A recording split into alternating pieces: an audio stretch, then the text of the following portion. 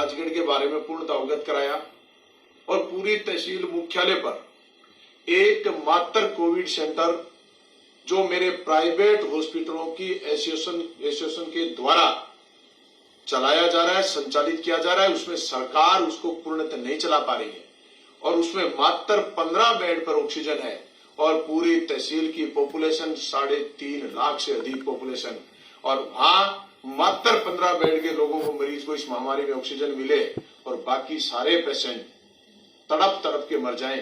इससे बड़ी दुखदायी घटना और कोई देखने को नहीं मिलेगी। आपके 15 ऑक्सीजन के अलावा आपने राजगढ़ के सारे प्राइवेट हॉस्पिटलों की ऑक्सीजन बंद कर दी, किसी भी को ऑक्सीजन नहीं मिल रही है। घर में जो गंभीर बीमारी से पीड़ित पेशेंट हैं उनको आपने ऑक्सीजन बंद कर दी और कलेक्टर एसडीओ से दूरभाष पर वार्ता के बाद मुझे ऐसा आभास हुआ कि सरकार ने हमारी जनता को कौन जिए कौन मरे इस बात को छोड़ते हुए सरकार ने सिर्फ इस 15 बेड के भरोसे मेरी तहसील को छोड़ रखा है।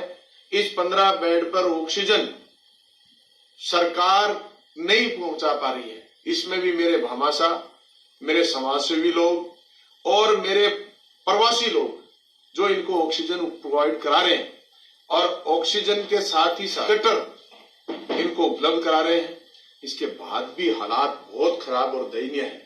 इस स्थिति में अगर सरकारी तंत्र प्रश्न करना चाहता हूं कि सरकारी तंत्र क्या कर रहा है, उसकी व्यवस्था क्या की है। सरकार कह रही है कि हम सब कुछ कर रहे हैं, लेकिन सरकार क्या कर रही है इसका मेरा से जवाब दे दे कि 15 ही ऑक्सीजन के बेड है जिसमें हमारे भामाशाह समाज से भी लगे हुए हैं, उसके बाद भी सरकार कह रही हम कर रहे हैं, तो करने वाली शर्मनाक बात है। 3.5 की जनसंख्या में ये कुछ इतना ही कर रहे हैं।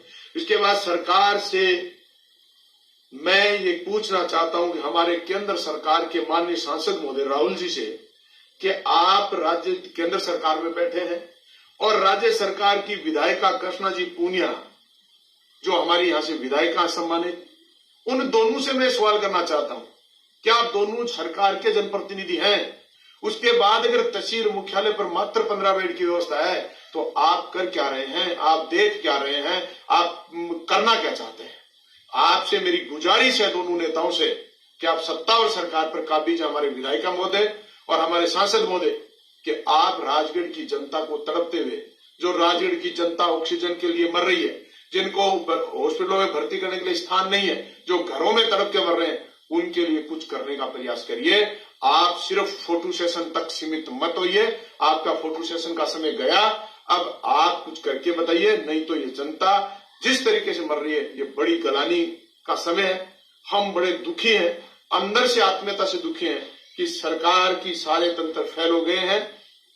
राजगढ़ की जनता मर रही है, जिनकी माओं के लाल मर रहे हैं, जिनकी पत्नी के पति मर रहे हैं, जिन बहन का भाई मर रहा है और इस स्थिति में मर रहे हैं। ये बददुआएं, ये स्थिति हमारी करुणा में ही है। इसको हम देख पा रहे हैं, हम कर कुछ नहीं पा रहे हैं। इसलिए विशेष गुजारिश करते हुए कहना चाहता हूं कि आप ऑक्सीजन उपलब्ध कराने के लिए भरसक प्रयास करें, सरकार से मांग करें, सरकार से उपलब्ध कराएं, आपके अदर सोर्सेज से कराएं। माननीय सांसद महोदय से कहना चाहता हूं कि आप केंद्र सरकार से इनको ऑक्सीजन लाने का प्रयास करें। माननीय विधायिका महोदय से गुजारिश करना चाहता हूं कि आप अपनी राज्य सरकार से ऑक्सीजन को उपलब्ध करा के राजगढ़ की जनता को आप सुरक्षित करें, इनको इस महामारी से बचाने का प्रयास करें। और मैं इतना भी कहना चाहता हूं कि सरकार ने सारे तंत्र को, जो लोग पेशेंट पॉजिटिव हैं उनकी मत संख्या हर बार आपके हॉस्पिटलों में भर्ती हुए हैं, जिनमें आपका पूरा सरकारी तंत्र, पूरा प्राइवेटाइजेशन तंत्र फेल हो चुका है, जो मात्र 30,000 पेशेंट को आप भर्ती करके ट्रीटमेंट नहीं दे रहे हो। इस हालात में ये जनता बहुत दुखी है।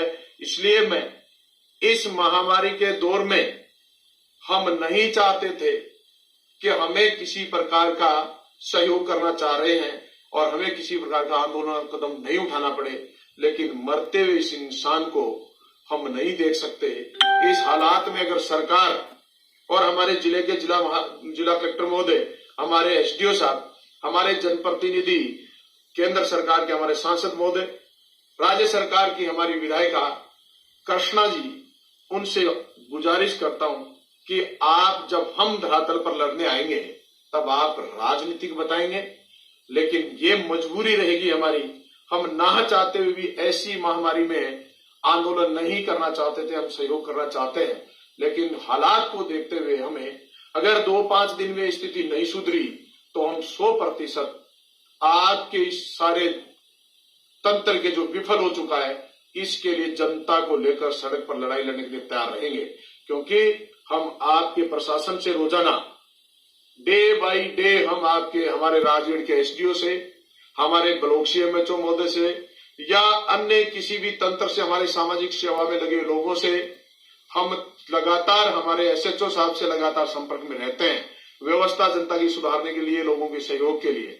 लेकिन सारी बातें होने के बाद भी रिजल्ट नहीं मिल रहा है, परिणाम नहीं मिल रहा है, तो फिर आखिर आपने स्थिति को नहीं सुधारा तो ये भाई मनोज न्यांगड़ी, पूर्व विधायक सादुलपुर, इस राजगढ़ की जनता के लिए सड़क पर लड़ने के लिए मजबूर होगा और सड़क पर आकर लड़ना पड़ेगा, लड़ूंगा। ये मैं आपको चेतावनी देता हूं। मेरे राजगढ़ में आपने 2 कोविड सेंटर घोषित कर रखे हैं, श्रीनाथ हॉस्पिटल और भगवानी देवी हॉस्पिटल। यहां भी आपने एक भी समय पर ऑक्सीजन कोविड घोषित करने के बाद भी नहीं दे पा रहे हो, तो मैं कहना चाहता हूं इनको सुचारू चलाएं, सुचारू रूप से ऑक्सीजन की व्यवस्था करें। अगर फिर हम 15 बेड के भरोसे अगर जिंदा नहीं रह सकते तो फिर हम सब लोग एक साथ आकर के मरेंगे तो कम से कम सरकार के नुमाइंदों के नाम लग जाएंगे, नहीं तो 15 से भी हम जिंदा नहीं है, खूब सारे मर रहे हैं। और सैंपलिंग स्थिति भी गवर्नमेंट की, मेरा सुझाव है कि सैंपलिंग हर गांव में वर्तमान स्थिति में 50% लोग कोविड से संक्रमित हो चुके हैं और सरकार पूर्ण रूप से हर गांव की सैंपलिंग करने का प्रयास करे, उन लोगों को सजेशन करे, वहां कंटेनमेंट जोन घोषित करे, उन लोगों को होम आइसोलेशन की सलाह दे, एक दूसरे में हमारा संक्रमण रुक सके। और इसका उदाहरण मैं आपको जरूर देना चाहूंगा। मैंने मेरे गांव में कैंप लगाकर 170 लोगों की सैंपलिंग कराई। 170 लोगों में से 51 लोग कोरोना पॉजिटिव मिले।